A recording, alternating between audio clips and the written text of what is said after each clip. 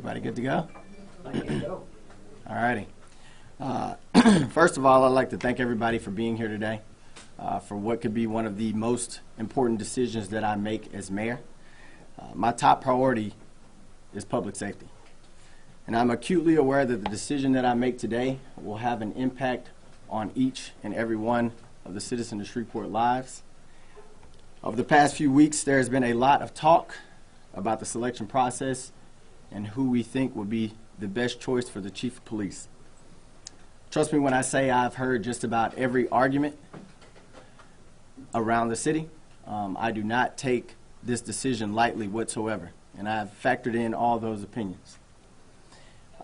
There has been, I'd like to also dispel some of the rumors of, me being bullied or any coercion, that this will be a political decision. As a matter of fact, if anything, I've taken off my political hat and I've put on one that I put on a while ago when I decided myself to sign up for the military and make sure that I kept public safety first for everyone in our country and our community.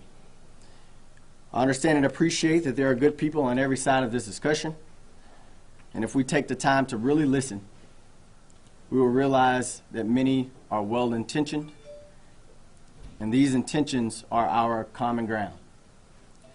The vast majority of us just want what's best for ourselves and our family, and I'd be tone deaf if I didn't acknowledge that this decision has been a bit divisive within our community. But know that any cruel or bitter comments and voices have been drowned out by those of love and support and prayers that cover me. I also wouldn't be the leader that I am if I didn't see this as an opportunity. This is an opportunity for our community to come together, to look those cynics in the face and say that we can come out on the other side of such a decision even stronger than we were before. Our diversity of thought is not a weakness. It is our strength.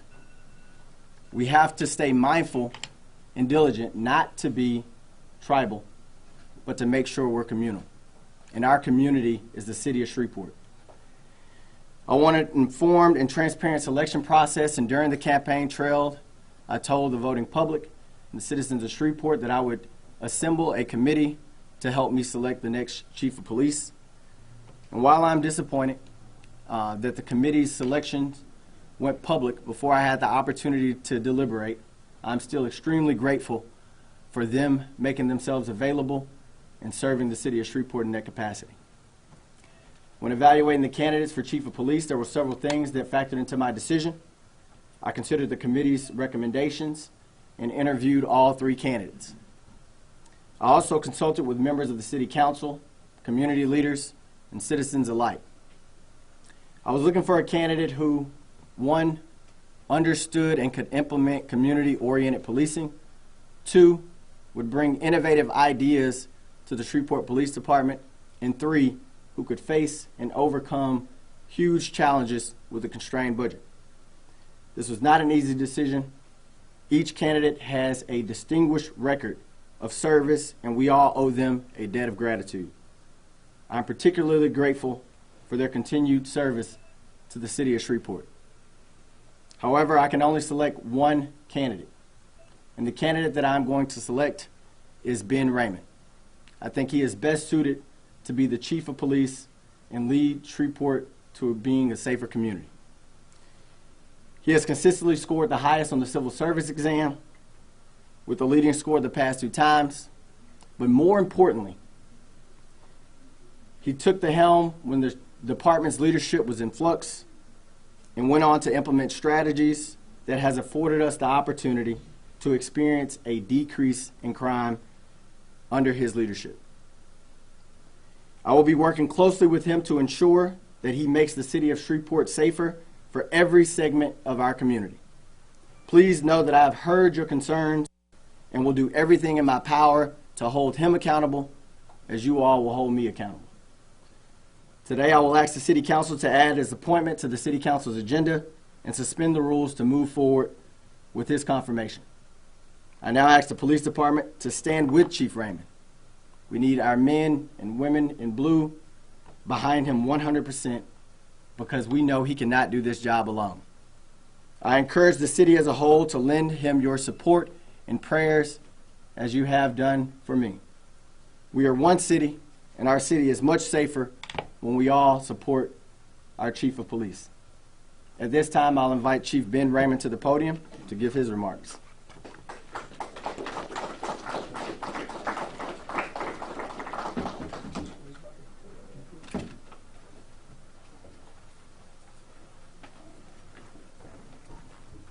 Good afternoon. Good afternoon. I have some prepared remarks I would like to share with you.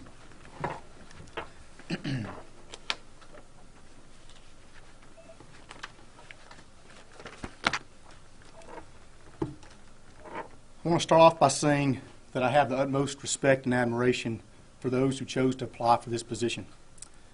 Leadership is not for the faint of heart, and the men and women who are willing to submit themselves to this process are true servants, and I look forward to working with them. Sergeant Michael Carter, Lieutenant Tedra Smith, and Assistant Chief of Police Wayne Smith represent some of our department's most dedicated supervisors, and I will continue to ask for their expertise as decisions are made that affect all of us. They too have endured a difficult process, but like me, are committed to seeing our department and our city grow stronger and more united. Shreveport has so much to offer, and we need to capitalize on our strengths. As your chief, my job is to provide leadership and direction to over 700 men and women who are dedicated to serving this community. Our job is to prevent crime, make streets safer, protect residences, their businesses, and property. The crime rate is still trending down, as it has been all year, and as of the end of August, we are on pace to have the lowest reported Part 1 crime rate in our city since 1975. Crime does not reach these low levels by accident, nor is it because of the actions of any one person, unit, division, nor department. Our crime is at historic lows because there are many more good people in Shreveport than criminals. There are many of us who know how wonderful the city is and how much better it could be. We recognize our deficiencies, and we are addressing them. We know that there is distrust between the African American community and the police. I want you all to know that I understand there is a serious basis for the distrust, and that we must and will address the root cause of it. Many of you have come into contact with our officers during district walks, citywide special operations, at community events, and during routine patrols, but we know we can do better and are committed to improving our relationships with those we serve. Non-enforcement citizen contacts have been an important part of our citywide operations, and I have encouraged every officer to engage in at least one non-law enforcement conversation during every shift they work. I want you to know our officers as fellow citizens, and I want our officers to know you outside of their enforcement activities. We have a job to do, which is not always popular, but it is absolutely necessary to protect our way of life and to protect the integrity of our community. As public servants, we are all expected to make moral, legal, and ethical decisions and show compassion to others. Nothing short of this standard will be tolerated. I expect you to hold me accountable for my actions, and for me to represent this department with professionalism at all times. None of us will be effective if we do not work as a team. Each of you is appreciated, and each of you has my full support in carrying out your duties to this department and this city. There will be more changes ahead for the Shreveport Police Department, but not without careful thought and consideration. Albert Einstein is credited with having said insanity is doing the same thing over and over, but expecting different results. We cannot improve as a department if we do not make necessary changes and do things differently. I ask you to embrace the changes and recommit yourselves to your chosen profession. The mayor and I are committed to community-oriented policing philosophy, and we have already begun to see the results of improving our ties to the community. As a testament to improving our relationship with the community, I will be appointing Corporal Marcus Mitchell as Provisional Chief Administrative Assistant. With the vacancy created by my accepting the job as Chief of Police, I trust that Corporal Mitchell is up to the challenge of helping manage this department and the estimated $60 million budget. He has shown his commitment to community-oriented policing by volunteering his time to various organizations and has worked to improve the relationship between the police department and citizens. To our law enforcement partners, I appreciate your unwavering support for our community as well. There are a multitude of local, state, and federal enforcement and public safety organizations who stand with the men and women of the Shreveport Police Department to protect and serve this great city. Your work is essential in combating crime and other concerns in Shreveport, and I look forward to your continued support. Nothing worth having ever comes easy. I'm committed to the service of this city. I'm prepared for this opportunity, and there is too much at stake to fall short of success. I welcome and encourage your prayers for this city, our department, and all of my co-workers. Thank you for allowing me to serve as your Chief of Police. Mr. Mayor? Hang on one second here. So the mayor's got to prepare for council. He's got time to answer just a couple of questions, and then after that, Chief Raymond will be able to answer some questions. So we'll do a couple for the mayor, and then we'll direct questions towards the chief. Mr. Mayor, I believe you said that we would need to be under a crazy circumstance for you to choose a chief outside of the three recommended by your advisory committee. Is that where we were? A crazy circumstance? Yeah, that's what ultimately resulted. You know, I couldn't get beyond the numbers and the fact that crime is going down. I couldn't get beyond the fact that Chief Raymond has, under his leadership, the department has continued to be more effective, and he has that practical experience on the job. So yeah, that was a crazy circumstance, but still very grateful for the committee. I'm very grateful for those three very impressive and distinguished police department officials. People wanted to know, Mr. Mayor, had you already known when Jerry Bowman put Chief Raymond's name on the list? Were you aware of that, and had you spoken with Jerry about it? Not prior to, but me and Councilman Bowman speak all the time. Councilman Bowman had the right to weigh in into this conversation just like other council members did. So there was no offense taken there. He weighed in, and you know, I respect his opinion. He was on the committee himself. So no, I didn't know prior to. One final question. Did that influence your decision? Did you add Chief Raymond to the mix after Councilman Bowman put him on the list? Councilman Bowman's opinion was weighed just like other city leaders' opinion had been. That particular event didn't push me over the edge one way or the other. So are you saying that the chief was already on your list then? Jerry, let me just take one more question from somebody else, and then I'll get out. No, I understand. Yep, There's Jeff. been a lot of concern about some of the activities that other officers in the department have gotten into. We've had some arrests.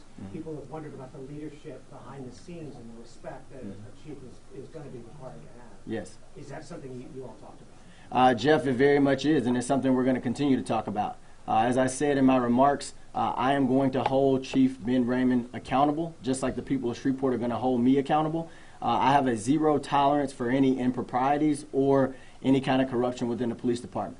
So we'll continue to root that out as we have, and I'm confident that Chief Raymond will make sure that he's letting me know if anything like that is going on. So I'll step away to prepare for council and give the mic to Chief Raymond. Thank you all. Thank you, Mayor. Chief Raymond, were you interviewed by the mayor as well?